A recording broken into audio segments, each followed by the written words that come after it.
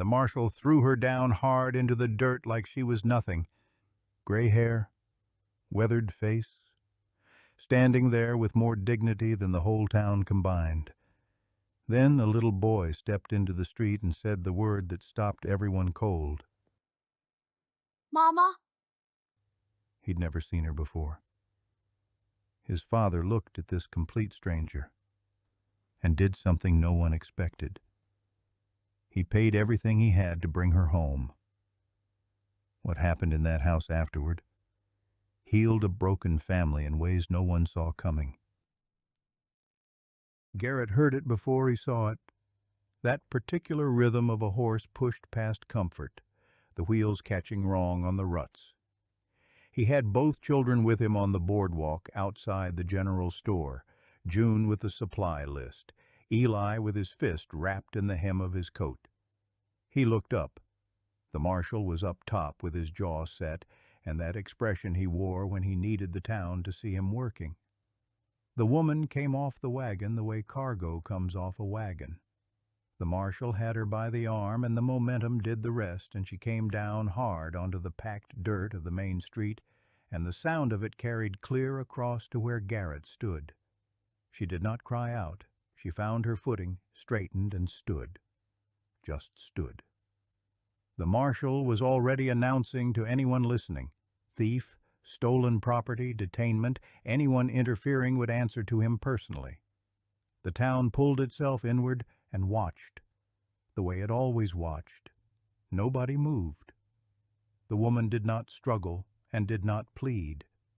She was not young, gray in her hair, weather in her face, and she held herself, even now, even with the marshal's hand on her arm in front of the whole town, like she was standing in her own kitchen. Still, present, belonging completely to herself, regardless of what was happening around her. Garrett was still reading that when Eli let go of his coat. The small weight just left his side. June's sharp intake of breath came half a second later, and he looked down, and Eli was already out in the open street 2 steps off the boardwalk, and before Garrett's hand could find him, the boy opened his mouth and said it, clear and certain, the way children say the things they mean completely. Mama. It hit the street like a stone hit still water. The marshal stopped talking. The watching people stopped shifting. Even the wind off the flat land seemed to pull back for just that moment. Eli said it again, quieter, more sure. Mama. Garrett had him by the shoulders before the echo died, pulled him back, crouched down, one hand spread across that small chest. Eli wasn't reaching any more. He was just looking. Across the street at this woman he had never once seen before in his life. The woman was looking back at him, and her face, that still, composed, unrevealing face, moved. Not into softness exactly, into something that had been living underneath the stillness, something with a name neither of them would say.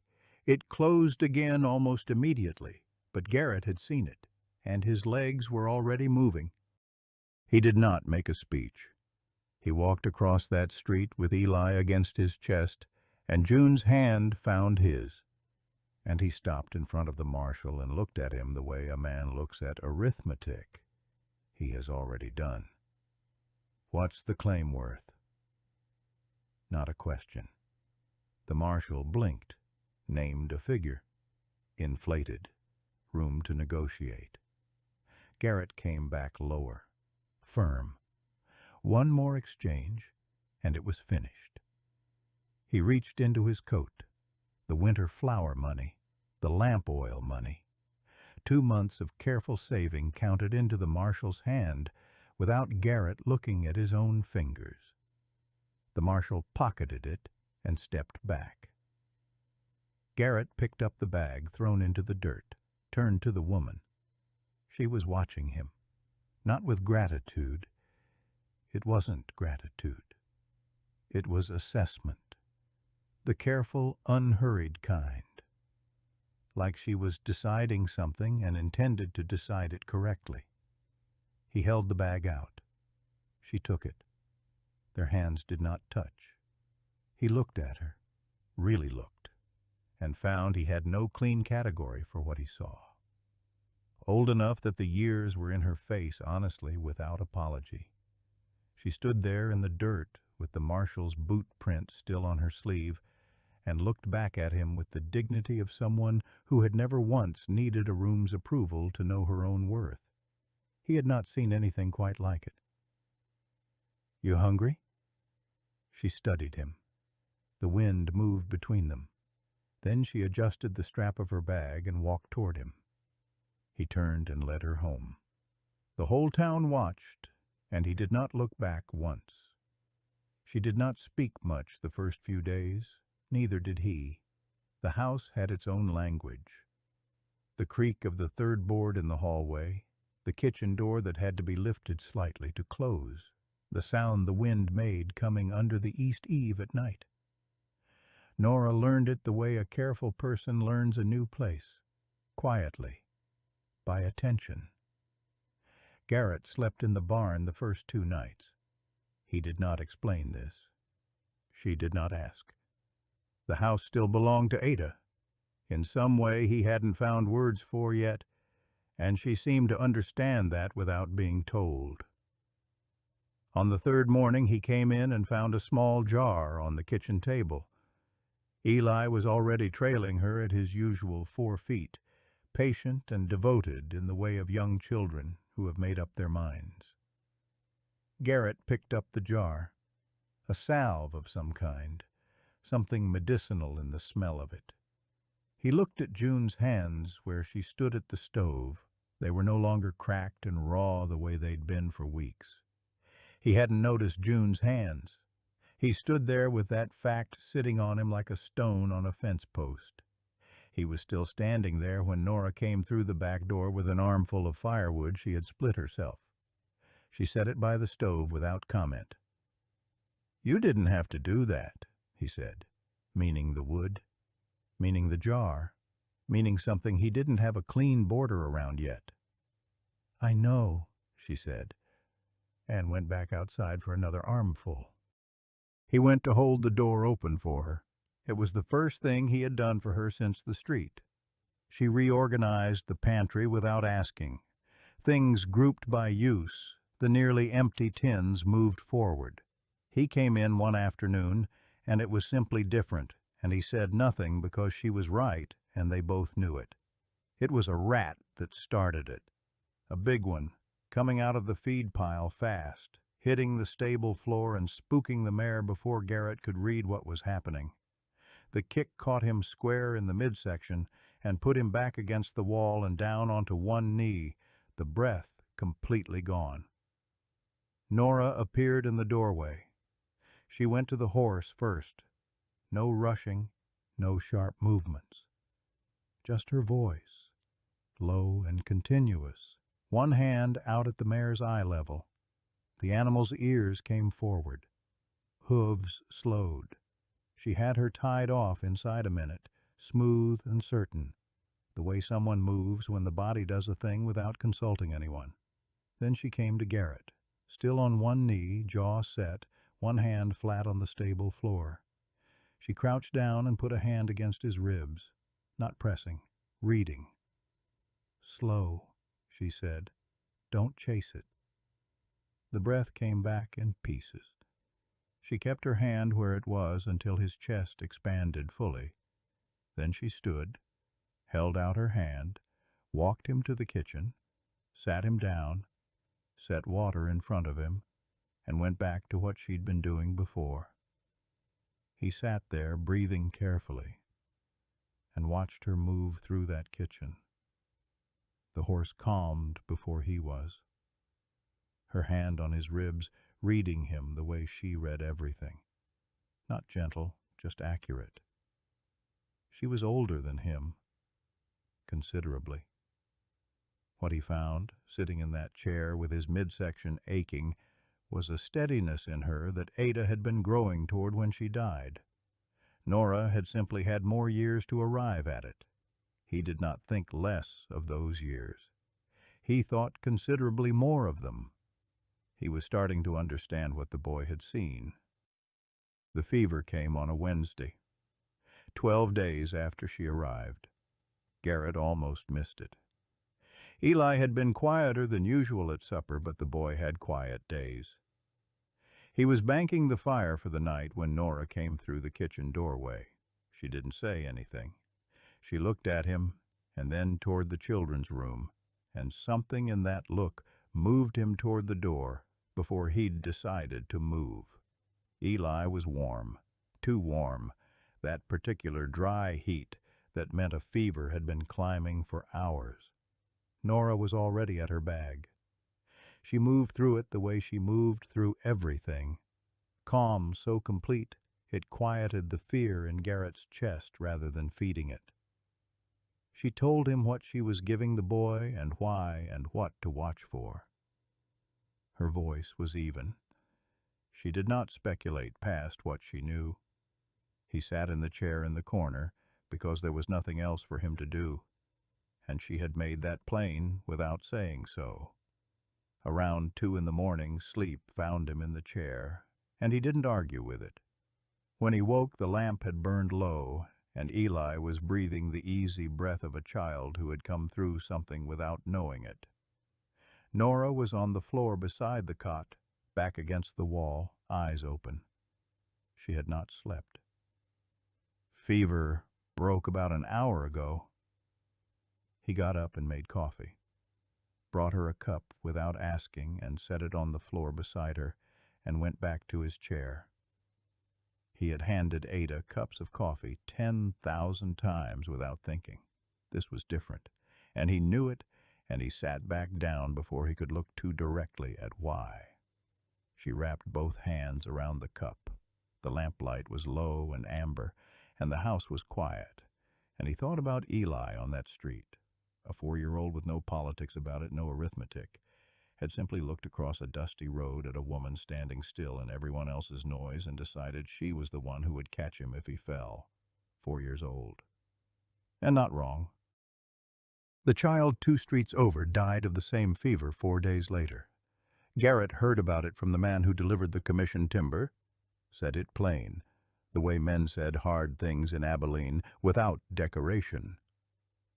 That evening, he looked at Eli breathing easy in his bed for a long time before he blew the lamp out. Word about Nora traveled the way it always traveled. Not all at once, but steadily, the way water finds its way through packed earth. By the following Sunday it had reached the church steps. Garrett knew because June told him. She came home from fetching eggs at the neighbor's with a particular set to her jaw. He crouched down in front of her. What did she say? She said Nora wasn't right in the head. That's why she travels alone. Garrett was quiet a moment. What did you say back? Nothing, June said. I just came home. He looked at his 7-year-old daughter and felt something move through him that he had no name for. Good, he said, and meant it completely. He told Nora none of this, but that evening at supper, he put the better portion on her plate, and June watched from across the table and said nothing at all. It was a Tuesday when it happened directly. Nora had walked to the general store alone, Garrett at the forge, the children at the house, the list short enough. She was at the counter when Mrs. Pruitt came in with another woman. The store owner, a thin man named Caswell, suddenly found something to occupy himself at the far end of the counter and left her standing there. The 2 women moved to where she had been standing without acknowledging she was still in it. Nora stood quietly for a moment. Then she set her list on the counter, put her coins beside it in a neat stack, and spoke in a voice that was perfectly even. When you're ready. She did not move. She did not leave. She stood with her hands folded and waited with the patience of a woman who had decided, somewhere along the way, that she was done being driven. Caswell came back, filled the order, did not meet her eyes. She thanked him, took her supplies, and walked home. She told Garrett none of it. But June noticed she was quiet at supper, and afterward brought Nora her coffee the way Nora always brought Garrett his, set it beside her without a word, and went back to her seat. Nora looked at that cup for a long moment. Then she picked it up with both hands and drank. One evening June went to bed early, and Eli was long asleep, and Garrett found himself at the hearth with no particular reason to move.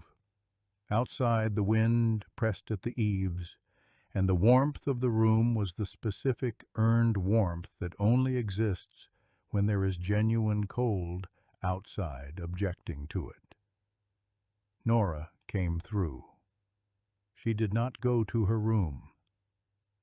She sat at the far end of the bench, the careful choice, the choice of a woman who did not presume. They did not speak. The fire made it feel like enough. At some point he put another log on and sat back down slightly closer than he'd been. The cold had moved him. She did not move away. They sat until the fire burned low. He lay awake longer than he should have that night. She was older than him by enough that other men would raise an eyebrow. He thought about those men for about as long as it took the last log to settle. Then he didn't think about them anymore. The confrontation came on a Friday morning. Garrett had brought Nora to the general store. She knew the supply list better, and the list was long. Mrs. Pruitt was there with two other women whose names Garrett knew the way you know the names of weather systems, useful to recognize, not worth spending time on. Mrs. Pruitt waited until the room had enough people to constitute an audience. Then she arranged her face into concern and spoke about the children, their welfare, about how a man deep in grief was not always best placed to judge what he brought into a house, about county arrangements, about how nobody was suggesting anything unkind. The store went quiet. Nora's hands were still on the counter. She did not look at Mrs. Pruitt. Her face was that face, the one that gave away nothing, and had long since made its peace with rooms full of people deciding things about her. Garrett set down what he was holding. He looked at Mrs. Pruitt for a long moment, not with heat, with something colder and more final than heat. Ada would have liked her. That was all. He picked up the order, held the door, and Nora walked through ahead of him. He let it fall shut and did not look back. Mrs. Pruitt had nothing to say to that. Nobody did. The walk home was quiet. June and Eli were ahead of them on the road, June holding Eli's hand with that maternal firmness she'd developed over a long summer. The path narrowed past the old fence line, and without either of them arranging it, they were walking close, shoulders near enough that the cold air between them was thin. Garrett did not create more space. Neither did she. 30 steps like that, maybe 40. Then Eli looked back, broke free of June, and grabbed Nora's hand without ceremony, pulling her forward toward home with the confidence of a child who has never doubted where he belongs. She went with him. Garrett watched them from 2 steps behind, this woman and his son, her hand around his small one, moving through the frost-pale morning like they had always done exactly this. The hard news came on a Thursday toward the end of November. A rider brought word that the man holding the note on Garrett's pasture land had sold the debt to someone in Abilene, someone with less patience and other intentions. The window was narrow, and the money wasn't there, and Garrett stood in the kitchen and did the arithmetic 3 times and came up short each time. He set the letter on the counter. He was not ready to have a face yet. He heard her come in from the other room. He didn't turn around. She crossed the room and put her arms around him from behind. Not carefully, not with the softness of someone asking permission. The way you hold someone when you are refusing to let them carry something alone. Her hands flat against his chest, solid and unhurried and certain. He went completely still. Then slowly one of his hands came up and covered hers, his rough forge-scarred fingers settling over her knuckles. He could feel her breathe. After a moment she stepped back. He let his hand drop. She went to the stove. He folded the letter into his coat and went to find his boots. He stood at the fence line a long time after that, looking at the pasture. His land, Ada's land, worked since before June was born. He thought about Nora's hands on his chest, the particular quality of a person who knew when to cross a room without being asked. He thought about Eli on that street. He was catching up to a 4-year-old's certainty. He was nearly there. The forge came back to life on a Monday. He went out before light. By the time Nora had the stove going, the sound of it was crossing the yard, the rhythm of a man and a hammer and a fire that know each other. June heard it from the kitchen and stopped moving and listened. She didn't say anything. She didn't need to. At mid-afternoon, Nora carried water out and set it on the post by the forge door. She didn't go in. He came up for air an hour later, found the water, drank, and looked toward the kitchen window. That evening a man came by with a commission. Wagon axle work. Real money. First in 8 months. He greeted Nora on the porch. A single nod, nothing performed, just one person acknowledging another. She returned it the same way. The man went inside. June was in the doorway. She looked at Nora. Nora looked back at her. This time June did smile, small and quick, there and gone, her mother's smile on her father's serious face. Nora turned back to what she was doing before the girl could see that it had landed. 3 days later, Garrett rode to Abilene. Gone before light, back before supper, nothing said when he came in except to wash his hands and sit down, after the children were in bed. He took the land note from his coat and set it on the table. It had a line drawn through it, paid and settled in ink. Nora looked at it, looked at him. He picked it up and put it in the stove, and they watched it burn, and that was enough. A night came when Eli had a mild cough. Nothing serious, just enough to keep a parent listening. Nora had a pot going on the stove since before supper. Salt pork and dried beans, and a heel of cornbread broken into it. The kind of thing that fills a house with a smell so particular and so old that it stops being about hunger and becomes about something else entirely. Garrett had eaten 2 bowls without comment, which was, for him, high praise. They were both up past midnight, Eli on the small cot near the fire. The pot was still warm. The house smelled of it still. That deep, specific smell of something made slowly by someone who knew how. Garrett noticed it the way you notice warmth when you have been cold long enough to forget what warmth felt like. They talked some. Low, practical things. The land note settled, the commission and what it covered, the winter supplies. For the first time they talked about things that assumed a future with a shape to it. Neither of them remarked on this. Somewhere around 2 in the morning, Nora went quiet, mid-sentence, and was simply asleep, back against the wall, hands in her lap, head tilted slightly. The lamp made her face soft in a way the daylight didn't always show. Garrett looked at her longer than he meant to. She was old enough to have lived a whole life before he was grown. Whatever she had done with those years had made her into someone who crossed a room and held a grieving man without asking if he needed it, because she already knew.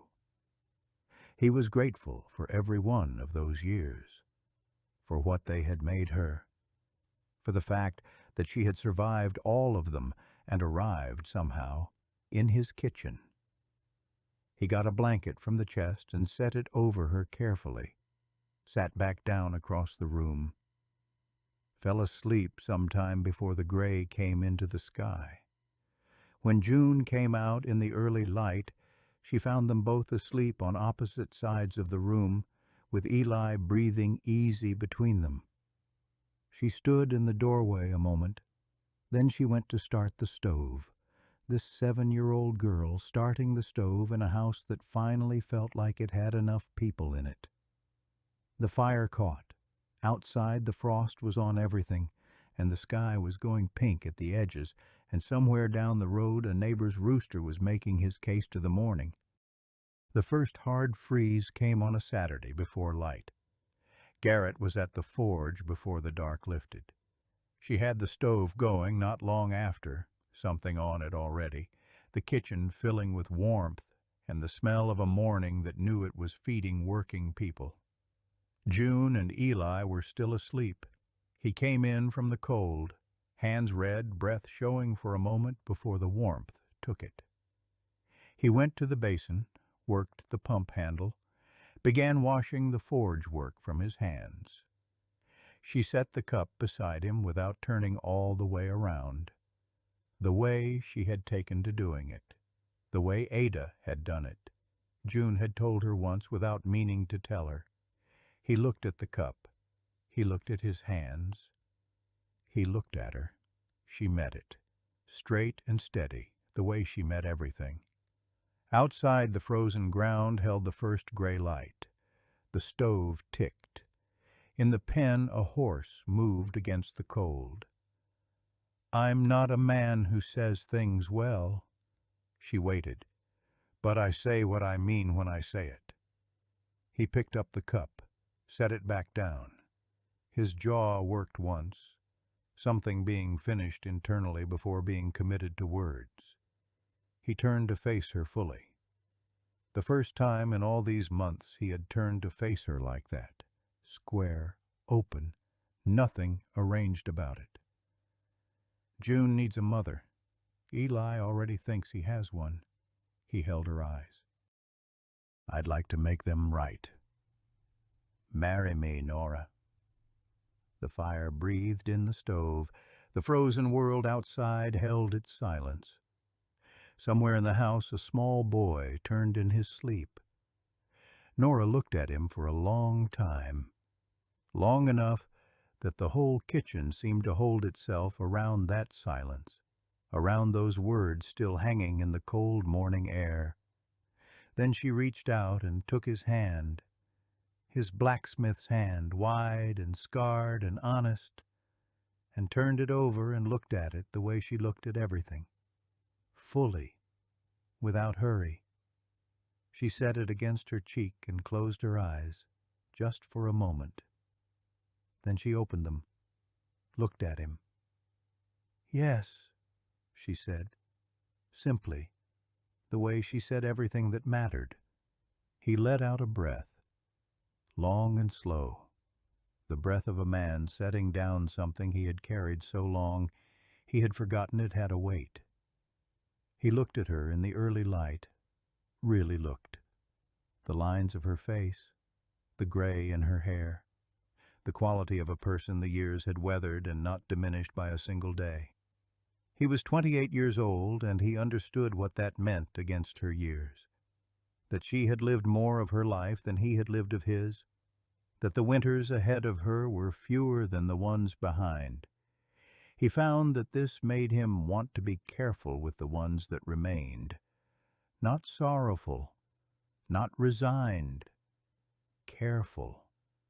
the way you are with something that has already proven itself worth keeping."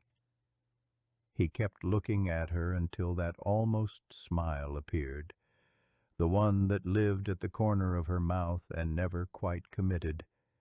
And then he looked away, because some things a man can only take in pieces.